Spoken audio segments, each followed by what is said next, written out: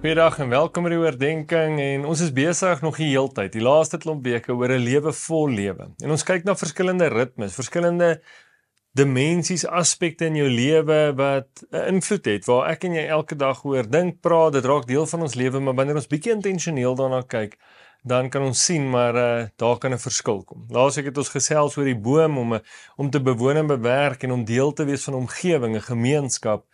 Hierdie week, soos Darius gesê het, laat jou tyd geld. En dit gaan oor presies dit. Ons tyd, ons geld, ons hulpbronne, waar ons werk en al daai tipe goed. Nou vandag praat ons bietjie oor werk en die vraag is vir wie werk jy? Nou ek weet van julle wat my na kyk is miskien reeds afgetree of moet nog begin werk en voel jy okay, vandag is nie vir my nie, ek kan afsit, maar hier is beginsels wat ons in ons alledaagse lewe ook kan toepas. Elke taak wat ons verrig, werk hierdie ook dieselfde. Nou die vraag vir wie werk jy? Jy kan miskien die maatskappy se naam sê of jy sê hoor dis my maatskappy en ek werk vir myself. En die vraag is maar hoe gaan dit by die werk? Geniet jy dit? Is dit iets wat jou grys maak? Is dit iets wat jy elke dag so naar maak as jy opstaan dat jy nie eers dink jy kan dit doen nie of jy moet dit doen nie? Is dit iets wat jy absoluut haat elke oggend en elke sekond of is dit iets wat jy met vreugde doen? Wat jy sê hoor dit voel nie asof ek werk nie. Ek geniet so wat ek doen. Daar's verskillende maniere. Miskien is jy net dankbaar vandag dat jy werk het verlang nie 'n werk gehad nie en nou het jy weer een, so jy kyk anders daarna of jy sit al 30 jaar in 'n plek en jy dink hoor dis tyd dat ek skuif, ek moet ander dinge doen. Ons werk, ek dink nie daar's altyd 'n perfekte plek nie. Daar gaan altyd iets wees wat jy laat voel, as ek net daai deel van my werk nie hoef te gehad in die admin gedeelte of met mense of met daai, dan sou dit beter gewees het. Maar ons werk het definitief effek op ons. Elizabeth Elliot skryf hierdie eendag soos sy sê, work is a blessing. God has so arranged the world that work is necessary, and He gives us hands and strength to do it.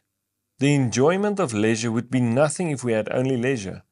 It is the joy of work well done that enables us to enjoy rest, just as it is the experiences of hunger and thirst that make food and drink such pleasures. En dis baie belangrik. Ons almal dink, ek sal die hele tyd wil vakansie hou, maar vakansie is lekker omdat jy hard werk. Vakansie is lekker omdat jy skool gehad het, moes leer vir toetse, vir eksamen, dan geniet jy die vakansie.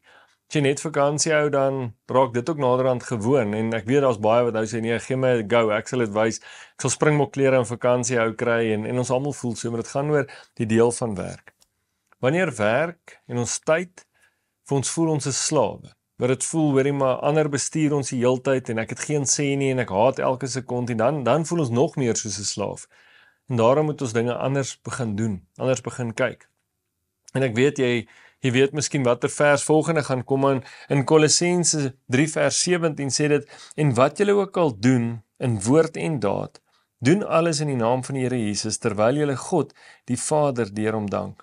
Vers 22 sê dit, slawe, julle moet julle aardse eienaars in alle opsigte gehoorsaam. Nie met oë diens asof hulle julle mense wil behaag nie, maar met opregte hart, uit onsag vir die Here. Wat julle ook al doen, werk met geesdrif soos vir die Here en nie soos vir mense nie. En die wete dat julle 'n erfdeel as beloning van die Here sal ontvang, want julle staan in diens van die Here Christus. Elkeen wat verkeerd doen, sal immers vir sy verkeerde dade vergeld word. Niemand word volgens die uiterlike beoordeel nie. Jy al ooit gedink, as jy intentioneel dink, ek staan vandag op en ek ry na X besigheid toe, ek ry na daai parkeerarea en ek ry by daai werk en dat ek die plek se naam herken, maar ek gaan hierdie vir die Here doen. Ek gaan vandag my administratiewe werk doen asof vir die Here, ek gaan vandag oefen asof vir die Here, en dit klink so kerklik, maar dis 'n heeltemal 'n ander uitkyk. Wanneer ek en jy iets doen vir die een wie ons lief het en vir wie jy lief is, dan raak dit anders. Dan raak dit nie werd nie. Dan doen jy dit op so 'n manier dat niemand iets kan sê nie. Dit is 'n interessante storie van Daniël. Toe hulle Daniël probeer uitvang, toe hulle sê selfs op sy administrasie kon hulle niks verkeerd kry nie. Die enigste ding wat hulle teen hom kon kry was dat hy God aanbid.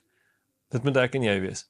Ek en jy, die werksplek moet 'n beter plek wees as gevolg van my en jou. Die omgewing waar jy bly moet 'n beter plek wees as gevolg van my en jou, want ons doen dit nie vir mense nie, vir die Here. Baie keer, die mense wat Jesus volg, suksesverhale is nie noodwendig net hoor ek volg Jesus nie. Dis die manier hoe hulle doen en deur dit kom daar suksesse. So wil jy nie vandag herëvalueer die werk wat jy reeds gedoen het nie, die werk wat jy nog moet doen, die werk wat jy nog gaan doen en tans doen. Doen dit asof vir die Here. Of as jy soos 'n slaaf voel, gaan pleit dit by die Here en sê, Here hier, waar wil jy moet ek wees? Wil jy my hier gebruik in 'n plek wat vir my voel ek hoort nie hier nie? Of is dit juist tyd om nou te skuif? Kom ons bid saam hieroor. Vader, ek prys U vir werke. In 'n land waar ons woon, waar werkloosheid 'n realiteit is en so die syfer so hoog is, kom prys ons U vir elke persoon wat wel 'n inkomste het, wel 'n plek het waar hulle gawes kan gaan uitleef, hulle breinkapasiteit kan aanwend, hulle hande en voete kan gebruik. Here, ons sien dit miskien nie aldag so nie. Ons vat dit partykeer miskien sommer net as vanselfsprekend en haat elke oomblik en kla daaroor tot dit weggevat word. Mag ons vandag weer opnuut 'n dankbaarheid beleef en besef vir dit wat ons het. Mag ons met 'n ander uitkyk na dit gaan en sê, Here, maar ek het nog altyd mense probeer impress. Ek het nog altyd vir mense probeer werk, maar ek wil nou vir U werk. En mag daardie hartsverandering, mag dit ook 'n verandering in hoe ons te werk gaan bring. Seën elke persoon wat hier sit, wat seën hulle werk, seën die plek waar hulle werk, laat hulle, wanneer hulle daar is, 'n verskil maak, sodat daardie plek kan vooruitgaan en dat U die eer kry. Mag mense weet, maar dis U wat die groei bring. Vir die wat reeds klaar gewerk het, wat hulle tyd van werk afgelê het, mag hulle vandag tyd spandeer in U prys afvoer en sê, Here, dankie. Dankie vir daardie jare, dankie dat U voorsien het, dankie dat ek dit kon doen. En hier waar ek nou vandag miskien op aftrede sit, dankie dat ek kan terugdink en nog steeds kan besig wees met ander dinge. Die wat nog moet werk, Here, mag hulle U altyd ken in hulle besigheidsbesluite of hulle loopbaankeuses. Ek bid dit in Jesus naam. Amen. Lekker dag verder en mag jy lekker werk. Totsiens.